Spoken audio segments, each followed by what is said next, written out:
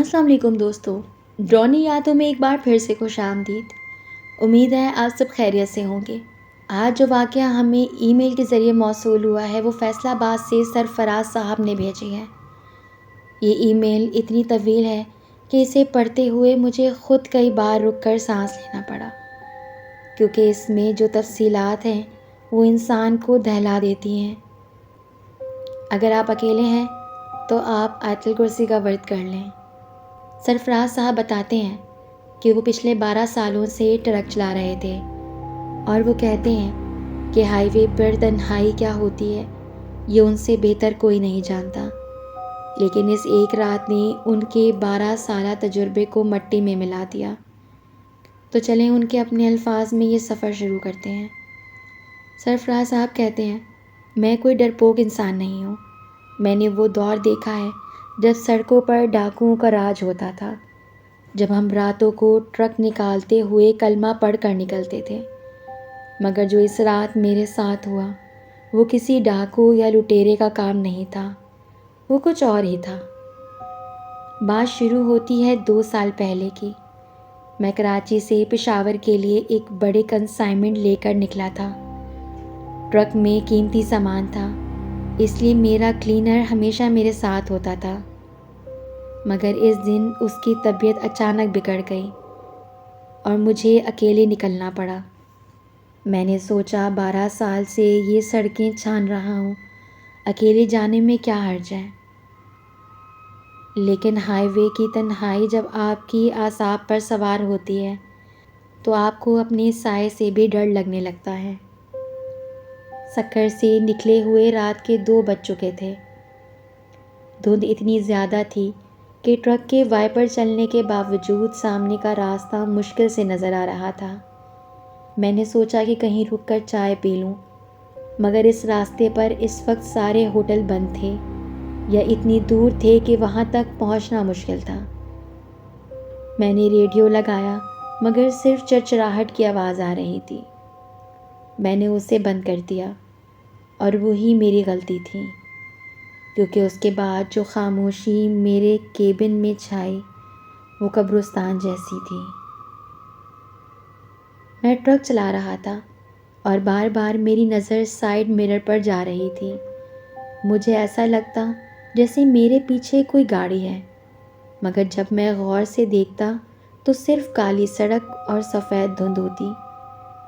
اچانک سڑک کے بائیں طرف گھوٹکی کے قریب ایک سنسان موڑ پر مجھے ایک شکل نظر آئی۔ وہ ایک بوڑھا آدمی تھا جس نے میلی سی بھوری چادر اوڑھی ہوئی تھی۔ اس نے بہت ہی بے بسی سے ہاتھ ہلایا۔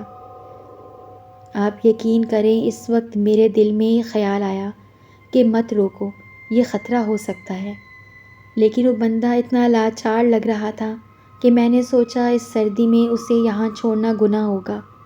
میں نے ٹرک کی رفتار کم کی اور اسے اس کے بالکل پاس جا کے روک دیا۔ ٹرک کے انجن کی آواز اس ویرانے میں کسی دھماکے جیسی لگ رہی تھی۔ میں نے شیشہ نیچے کیا۔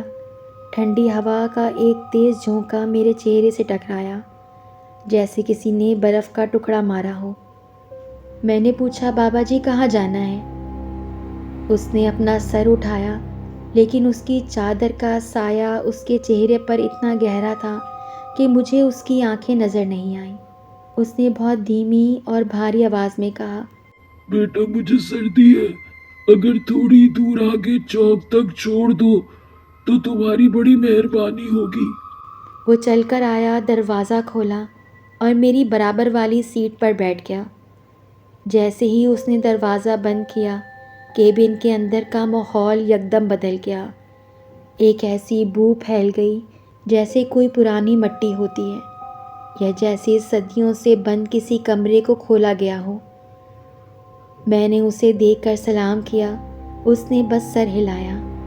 اس نے اپنی چادر میں ہاتھ چھپائے ہوئے تھے اور خاموشی سے سامنے سڑک کو دیکھ رہا تھا۔ تقریباً 15-20 منٹ تک ہم میں کوئی بات نہیں ہوئی۔ میں ٹرک چلا رہا تھا، مگر میرا سارا دھیان اس کی طرف تھا۔ میں نے محسوس کیا کہ اس کی سانس لینے کی آواز نہیں آ رہی تھی۔ وہ اتنا ساکت بیٹھا تھا جیسے لکڑی کا بنا ہو۔ میں نے بات شروع کرنے کے لیے پوچھا، بابا جی اس وقت یہاں کوئی سواری نہیں ملتی، آپ اکیلے کیا کر رہے تھے؟ وہ خاموش رہا، ایسا لگا جیسے اس نے سنا ہی نہیں۔ میں نے دوبارہ پوچھا تو اس نے ایک لمبی سانس لی اور بہت دھیمی آواز میں بولا، میں تو برسوں سے اسی سڑک پر ہوں فراز، بس آج تمہارے ساتھ سفر لکھا تھا۔ میرا ہاتھ اسٹیئرنگ پر جم گیا۔ میں نے اسے اپنا نام نہیں بتایا تھا۔ میرا دل حلق میں آ گیا۔ میں نے سوچا شاید میرے ٹرک کے سامنے میرا نام لکھا ہے، اس لیے اسے پتہ چل گیا ہوگا۔ میں نے خود کو تسلی دی، مگر ڈر کی ایک لہر میری ریڑھ کی ہڈی میں دوڑ گئی۔ آپ کو میرا نام کیسے پتہ؟ میں نے تھوڑی سختی سے پوچھا۔ وہ آہستہ سے مڑا۔ اس بار اس کے چہرے سے چادر تھوڑی سرکی تھی۔ اس کا چہرہ انسانی نہیں لگ رہا تھا۔ اس کی کھال سوکھی ہوئی تھی، جیسے کسی لاش کو دھوپ میں رکھ دیا گیا ہو، اور اس کی آنکھیں بالکل سفید تھیں، ان میں کوئی پتلی نہیں تھی۔ اس نے مسکراتے ہوئے کہا، سرفراز تم وہی ہو نا جس کا چھوٹا بھائی 15 سال پہلے اس ہائی وے کے پاس والے کنویں میں گر کر مر گیا تھا؟ میرا سانس رک گیا۔ وہ واقعی میرے خاندان کا سب سے بڑا صدمہ تھا، اور اس کے بارے میں کسی باہر والے کو پتہ ہونا ناممکن تھا۔ میرا پورا جسم پسینے میں بھیگ گیا، حالانکہ باہر درجہ حرارت 0 سے نیچے تھا۔ مجھے ایسا لگا جیسے کیبن کی ہوا ختم ہو گئی ہے اور وہ بوڑھا میرا دم گھونٹ رہا ہے۔ میں نے ٹرک کا رخ سڑک کے کنارے موڑا اور زور سے بریک لگا دی۔ ٹرک ایک زوردار جھٹکے کے ساتھ رک گیا۔ میں چیخا، میری آواز کانپ رہی تھی، اترو، ابھی نیچے اترو۔ میں نے ہمت کر کے اس کی طرف دیکھا۔ وہ خاموشی سے میری طرف دیکھ رہا تھا۔ اچانک اس نے اپنا ہاتھ چادر سے باہر نکالا۔ وہ ہاتھ بہت لمبا تھا، اس کی ہڈیاں نظر آ رہی تھیں اور ناخن کالے اور مڑے ہوئے تھے۔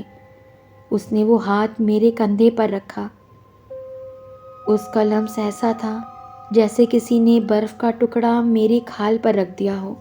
سرفراز منزل تو ابھی آئی ہی نہیں ہے، تم گھبرا کیوں گئے؟ اس نے جب یہ کہا اور اس بار اس کی آواز میرے مرے ہوئے ابا کی آواز جیسی تھی، میں نے آنکھیں بند کر لیں اور کلمہ پڑھنے لگا۔ میرا جسم تھر تھر کانپ رہا تھا۔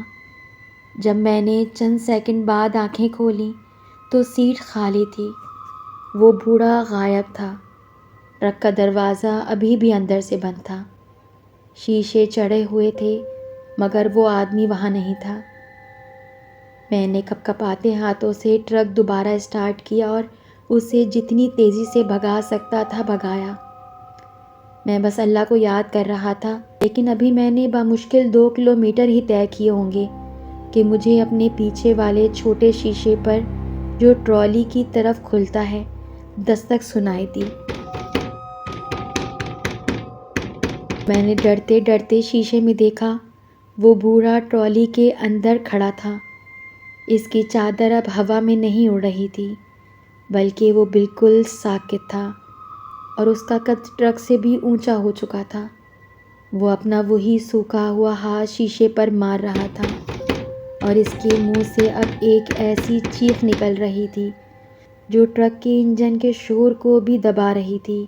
سرفراز مجھے واپس لے جاؤ، مجھے وہی اتار دو جہاں سے اٹھایا تھا۔ میں نے پیچھے مڑ کر نہیں دیکھا، میں نے ٹرک نہیں روکا، میں بس روتا رہا اور گاڑی بھگاتا رہا۔ مجھے ایسا لگ رہا تھا کہ وہ ٹرک کے اوپر چڑھ گیا ہے، کیونکہ مجھے چھت پر دھپ دھپ کی آوازیں آ رہی تھیں۔ وہ پوری رات میرے لیے ایک صدی جیسی تھی۔ فجر کے وقت جب میں ایک پیٹرول پمپ پر پہنچا تو وہ آوازیں یکدم بند ہو گئیں۔ میں ٹرک سے باہر نکلا، میری ٹانگیں میرا بوجھ نہیں اٹھا پا رہی تھیں۔ میں نے ٹرالی کے پاس جا کر دیکھا، وہاں کوئی نہیں تھا، لیکن ٹرالی کے لوہے کے فرش پر جہاں وہ کھڑا تھا مٹی کے 2 جلے ہوئے نشان بنے ہوئے تھے۔ آپ یقین نہیں کریں گی، میں نے اسی دن ٹرک چلانا چھوڑ دیا۔ میں اب فیکٹری میں کام کرتا ہوں، مگر اب بھی جب رات کو دھند ہوتی ہے مجھے اپنے کمرے کی کھڑکی پر وہی دستک سنائی دیتی ہے۔ مجھے لگتا ہے کہ وہ ہم سفر اب بھی میرے ٹرک کی پچھلی سیٹ پر بیٹھا میرا انتظار کر رہا ہے، کیونکہ میں نے اسے اس کی منزل پر نہیں اتارا تھا۔ امید ہے آپ میری آپ بیتی سنائیں گی تاکہ لوگ جان سکیں گے سڑکوں کی تنہائی میں کبھی کبھی آپ کا سامنا آپ کے ماضی سے بھی ہو سکتا ہے۔ تو دوستوں، یہ تھی سرفراز صاحب کی آپ بیتی جس نے ان کی پوری زندگی بدل دی۔ سڑکوں پر سفر کرنے والے اکثر ایسے قصے سناتے ہیں، لیکن اس واقعے کے جذبات اور سرفراز صاحب کا وہ خوف ہمیں یہ سوچنے پر مجبور کرتا ہے کہ کیا واقعی ہماری اس دنیا کی متوازی کوئی اور دنیا بھی ہے۔ یہ واقعہ ہمیں بتاتا ہے کہ اس سڑک کی تنہائی میں کبھی کبھی آپ کا سامنا کسی ایسی چیز سے ہو سکتا ہے جس کا کوئی جواب سائنس کے پاس نہیں۔ آپ کا اس بارے میں کیا خیال ہے؟ کیا آپ کے ساتھ یا آپ کے کسی جاننے والے کے ساتھ کبھی ایسا ہوا ہے؟ ہمیں کمنٹس میں ضرور بتائیے گا، اور اگر آپ بھی اپنی کوئی کہانی ہمارے ساتھ شیئر کرنا چاہتے ہیں تو ڈسکرپشن پہ دیے ہوئے لنک پہ ہمارے ساتھ شیئر کر سکتے ہیں۔ اللہ حافظ۔